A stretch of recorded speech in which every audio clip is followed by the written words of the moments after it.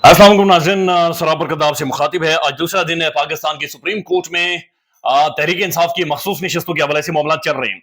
पाकिस्तान के आइन के मुताबिक पाकिस्तान के अंदर उर्दू जुबान बोली जाएगी, लिखी जाएगी, सुनी जाएगी और पाकिस्तान का आइन उठाकर जजेस और वकला इंग्लिश में बहस कर रहे होते हैं, टेक्निकलिटीज और फिर उसके बाद इंग्लिश, और ऐसी इंग्लिश जो कि पाकिस्तान के आम लोगों को समझ नहीं आती। बड़ा मुश्किल से उसका खुलासा किया जाता है या कम अज कम लोग उसे समझने की कोशिश करते हैं, लेकिन जितनी समझ आती है एक बात बड़ी क्लियर है कि सुप्रीम कोर्ट के अंदर जजेस के अंदर एक कंफ्यूजन है और बुनियादी तौर पर कंफ्यूजन यह है कि मुख्तलिफ धड़े हैं। एक धड़ा जो कादिफा ईसा साहब का है, कादिफा ईसा साहब खुद हैं, ये उस जजमेंट को किसी तरह से डिफेंड करने की कोशिश कर रहे हैं। वो जजमेंट जो रात की तारीकी में दी गई थी, वो बदबूदार जजमेंट जिसके बाद तहरीक इंसाफ से बैट छीन कर उस पार्टी को ही वल्नरेबल कर दिया गया था, बल्कि प्रैक्टिकली उस पार्टी को खत्म कर दिया गया था। उस पार्टी के ऊपर कुल्हाड़ी चली थी। तो जब भी बात उस जजमेंट की तरफ आती है, कादी साहब बिल्कुल बिलक उठते हैं।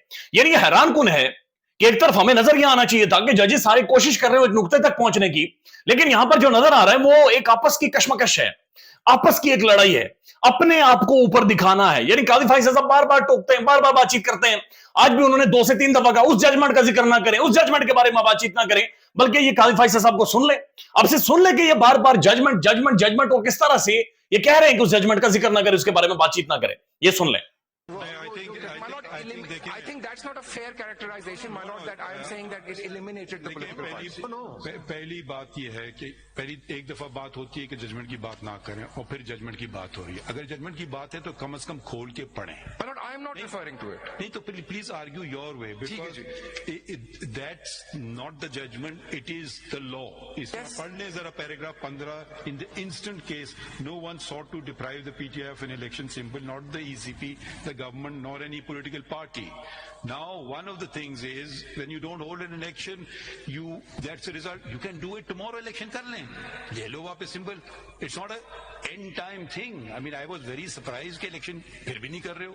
10 दफा वो कहने दो हम नहीं करेंगे, आप कुछ कर लो। भाई हमने कानून नहीं बनाया, जिसने कानून बनाया उसको जाके कहो कि आपने क्यों लिखी है। नहीं, देखें ये मुनासिब बात नहीं है। या तो अगर आप जजमेंट का बार बार रेफर कर रहे हैं, फिर उसको पढ़ के बताइए कहाँ लिखी हुई है ये बातें। मखसूस नशस्तों के हवाले से फैसला जो भी हो, लेकिन कोई ना कोई यहां पर खुलकर नंगा हो गया है। यह बात नजर आ रही है कि ये मामला सियासी था। ये एक इलेक्शन, एक सियासी, एक पॉलिटिकल पाकिस्तान में एक्टिविटी है, लेकिन इसके अंदर सुप्रीम कोर्ट के अंदर बैठे हुए जजेस जिस तरीके से डिबेट डिस्कशन या जो जिस तरह पर्सनल अटैक कर रहे हैं, जातियात के ऊपर लेकर जा रहे हैं, हालांकि इनका तो अमल दखल ही नहीं होना चाहिए था, इनकी तो कोई अमलदारी नहीं होनी चाहिए थी, ये तो फैसिलिटेटर होने चाहिए थे, इनका काम तो फैसिलिटेट करना था। लेकिन ये क्या बात हो गई है कि सुप्रीम कोर्ट के जजेस बैठकर एक दूसरे के ऊपर तंज कर, यानी काजी साहब की स्टेटमेंट सुने। काजी साहब ये कहते हैं कि मेरी बात सुने, जमहूरियत आती है तो छुरियां निकल कर आ जाती हैं, डिक्टेटरशिप में अटॉर्नी जनरल और वजीर बन जाते हैं। मुकम्मल तारीख पर बात करें, चीफ जस्टिस कादी फाइज ईसा, इसके ऊपर जो अतर मिनाला साहब है, उन्होंने तकरीबन 5 दफा 6 दफा एक जुमले के अंदर इंटरप्ट किया है और कहा कि मखदूम साहब मखदूम साहब मखदूम साहब मखदूम साहब, आज पाकिस्तान के अंदर आइन के आने पर अमल दरामद नहीं किया जा रहा। अतर मिनाला साहब को सुने। We talk about history, let's talk about complete history of Pakistan. Then My lord, may I? Makhdoom Saab, can you respond to this? Can you please respond? Makhdoom We'll give you a break. Makhdoom We'll give you a Saab, break Makhdoom to Saab, ponder over it. Makhdoom and Saab, we'll take it up after this. I'll welcome it, my lord. I think that's the Makhdoom Saab, with great respect. Today, the Constitution is not being upheld. अब जो अतर मिनाला साहब है, उन्होंने कहा कि आइन पर अमल नहीं हो रहा। सब जानते हैं कि क्या हो रहा है। बतौर सुप्रीम कोर्ट सर रेत में दबा रखे हैं। मुल्क में इंसानी हकूक की जितनी खिलाफवर्जी हो रही है, जिम्मेदार हम हैं। सबसे अहम पटिशन 8 फरवरी के इलेक्शन में बेकायदियों की है, ये सब जानते हैं। ये दूसरी दफा है या तीसरी दफा है कि अतर मिनाला साहब बार बार बातचीत कर रहे हैं कि 8 फरवरी के इंतखाबात के हवाले से, 8 फरवरी के इंतखाबात के हवाले से। ऑनरेबल जस्टिस मुनीब अख्तर साहब बातचीत करते हैं तो उस फैसले की बातचीत करते हैं, उस जजमेंट की बातचीत करते हैं जो सुप्रीम कोर्ट में रात की तारीकी में दी गई थी, और फिर कादी साहब खड़े हो जाते हैं। कादी साहब या तो पर्सनल अटैक करते हैं या कहते हैं वो पीछे खातून है, वो तस्वीर ले रही है, वो फलाना तस्वीर ना ले, फलाना ये करे, फलाना वो करे। यानी हैरान कुन आज ये था कि आज सुप्रीम कोर्ट के अंदर खड़े होकर सुप्रीम कोर्ट के प्रोमिनेंट जर्नलिस्ट जो असदुर साहब है, उन्होंने कहा कि आज मुझे शर्म आ रही है, मैं शर्मिंदा हो रहा हूं। आज सुप्रीम कोर्ट ने पूरे पाकिस्तान को शर्मिंदा कर दिया है। सिर्फ अतर मिनाला साहब हैं जो सब कुछ मान रहे हैं कि लोग उठाए जा रहे हैं, मारे जा रहे हैं, पॉलिटिकल पार्टी तब्दील करवाई जा रही हैं, प्रेस कॉन्फ्रेंसेस करवाई जा रही हैं, एक मारधाड़ का सिलसिला जो पाकिस्तान के अंदर जारी है।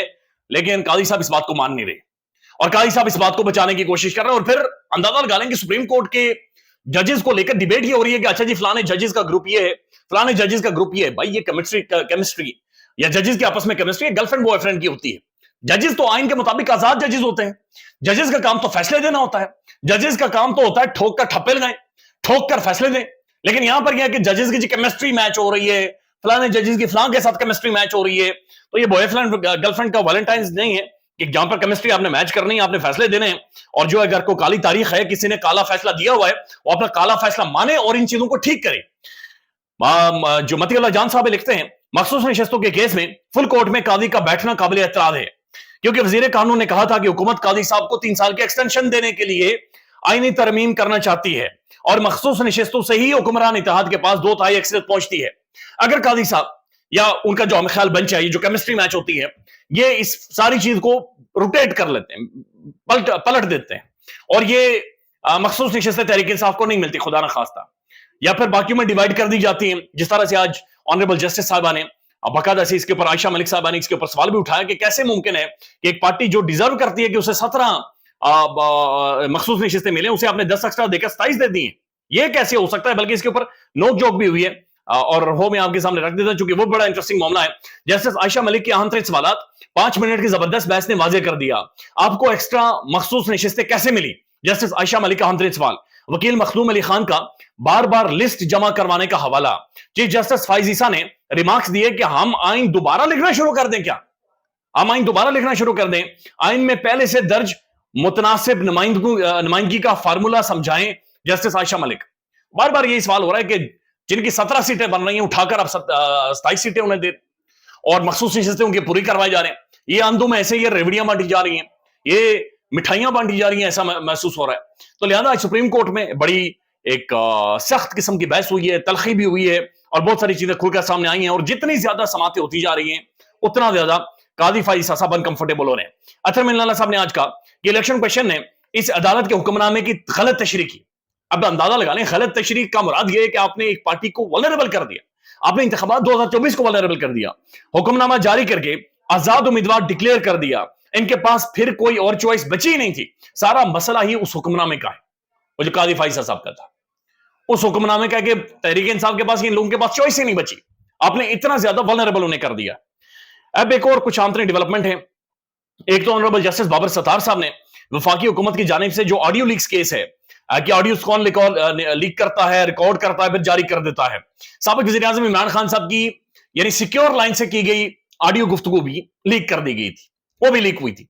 तो ये जो लीकुम लीक का सिलसिला है, इसके बारे में जो बाबर सत्तार साहब हैं, उन्होंने जो हुकूमत की इस्तदा थी कि इसे चैम्बर के अंदर सुना जाए, साफी से रिपोर्ट ना करें, इसके बारे में गुफ्तगू बातचीत ना हो, उसे मुस्तरद कर दिया है। और ये क्लियर कट जनाब कहा गया है कि ये ओपन हियरिंग होगी, सब सुनेंगे और सब इसे रिपोर्ट करेंगे। अब एक और डेवलपमेंट है और ये इद्दत वाले मामले के ऊपर है, और ये again it's a big development. इद्दत के सजा मुअत्तली का फैसला 27 जून को सुनाया जाएगा, यानी कि आने वाले चंद दिनों में, यानी आने वाला जो हफ्ता है वो बहुत ज्यादा इंपॉर्टेंट हो गया है, या बल्कि यही हफ्ता बहुत ज्यादा इंपॉर्टेंट हो गया है। और 27 जून को ये बाकायदा से फैसला सुना दिया जाएगा कि ये फ्राइडे वाले दिन ये फैसला सुना दिया जाएगा इद्दत वाले केस का। तो एक और जुमा आने वाला है कि जो नून लीग के ऊपर और नून लीग के हैंडलर्स के ऊपर, ये मुकदमा बनाने वाले के ऊपर बहुत ज्यादा भारी होने वाला है। अब एक खबर है, और खबर ये शहबाज गिल साहब ने हरमीत सिंह साहब को कोट किया है, और शहबाज गिल साहब अपने व्लॉग बाकायदा से उन्होंने किया है। और गिल साहब ये कहते हैं कि मलेशिया के वज़ीर आज़म अनवर इब्राहिम साहब ने शहबाज शरीफ साहब को फिर से फोन किया, और ये दूसरी दफा जब उन्होंने फोन किया, और फोन करके उन्होंने ये कहा कि हम पहले भी आपसे गुजारिश की थी कि इमरान खान के मुकदमात के हवाले से देखें, और इमरान खान को जिस बॉन्डेड तरीके से अंदर रखा गया है और जिस तरीके से मामला चला जा रहे हैं, बराए मेहरबानी उन चीजों को सॉर्ट आउट करें। और ये यानी ब्रदर मुल्क बोलना शुरू हो गए हैं। अब दूसरे ममालिक जो पाकिस्तान के खैर खा मुल्क हैं, या पाकिस्तान के बारे में अच्छा सोचते हैं, या ब्रदर मुल्क के बारे में अच्छा सोचते हैं, वो बोलना शुरू हो गया। मलेशिया वो है जिसके साथ मिलकर, मलेशिया, टर्की, तुर्की, इनके साथ मिलकर इमरान खान एक नया अलायंस खड़ा करने चाह रहा था, लेकिन सऊदीज के जरिए अमेरिका ने पाकिस्तान को ब्लैकमेल किया और खान को वापस उधर ही जाना पड़ा। और उधर भी जाहिर है शेखों को डेंट पड़ा था जब खान ने मलेशिया का या फिर तुर्की का रुख किया था। ख्याल रखिएगा, अपडेट करेंगे आपको। अल्लाह हाफिज।